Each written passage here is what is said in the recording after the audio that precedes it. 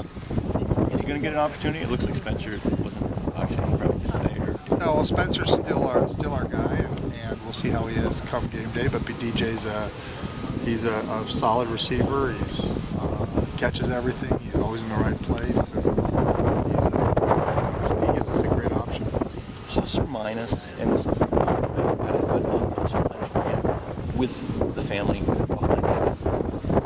It's probably a plus because he doesn't have to worry about how much he makes here. I don't know much else. I just mean personally. I mean, because every time he gets talked to, and we were talking about it, every time he gets talked to, it's like your brother. It's like, and he kind of gets himself in there too. I've never asked him once about his brother. So never just does once, media type stuff. Yeah, he does it. That stuff. No, it's of no interest to us, and whether it helps him or not, he'd know that. All I know is how he plays out here, and he catches everything. He's very conscientious about what he's doing, and he's tough. He doesn't shy away from balls over the middle. You mentioned twice already. He catches everything. How many would you say he's dropped through camp? I mean, I heard he dropped one yesterday, and he kind of laughed about it. Maybe 4 or 5. Is that right? All camp. Yeah. He's Cope is the best. Cope, I think, has dropped 1, and that was or 2 on a screen pass. The same play, the same day. That's all he's dropped since we've been here. DJ would probably be next in terms of balls that he's dropped. So he's got very sure hands and very tough. Those are all good qualities to have in a slot receiver.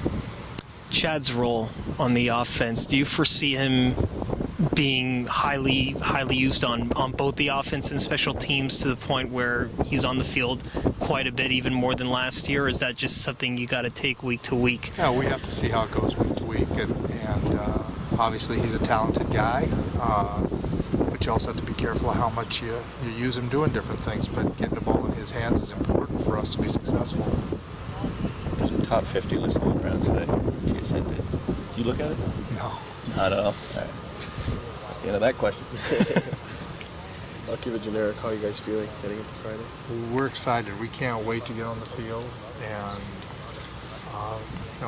they're the team that's won 13 games, and they're at home. And we're a team that nobody expects to win, and we're going to go out and play our game. We were a 9-9 team last year. This is a team that, for the last 5 years, has been one of the dominant teams in the West. So for us, we give us a chance to gauge ourselves against the best in the league. How do you compare heading into Canada this year compared to last year, even though it's the exact same circumstances? It's totally different for us because we know each other now. We've gone through winning, we've gone through losing, we've gone through good things, we've gone through bad things. We know how we're going to respond with each other. That's players and coaches, and so it's a totally different scenario this year.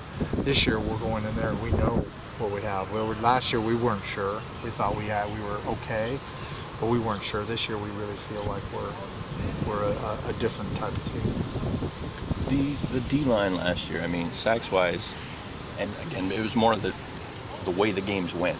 You couldn't really pin your ears back and go. Do you expect them to be more that way? Like, do you expect those numbers to come up this year just because of the strides you've taken with the rest of the team? Maybe you'll be ahead in games. I expect our defense to play even better with an offense that maybe stays on the field a little bit. That was one of our problems last year, was our offense wasn't on the field very much. I think we have to wait to see Claude Roden, but he's very disruptive in the middle, and you put him next to Kevin Huntley. That's a lot for teams to handle. And then you put Foley and Flemings coming off the edge, and Jason Pottinger's got two healthy knees this year, which he didn't have last year. He played a year on kind of a slightly banged up knee. So I think we're just a different defense, maybe with the same people. How does Roten change the dynamic of that line? If teams want to try to single block him, it's going to be very difficult for him to run the ball. It'll take time for people to see. But now he draws 2, then Huntley has 1. If they both draw 2, then Foley and Flemings are being blocked by backs. So it's one of those things where I believe after the quarterback, the next most important thing is your defensive line. line. I felt like the Green Bay Packers, when Mike Holmgren was there, they didn't win a Super Bowl until they got Reggie White, until they were able to solidify their defensive line. And that's been our goal from day one, was to get as strong a defensive line as we possibly could. And I'm tickled to death with the group we have now.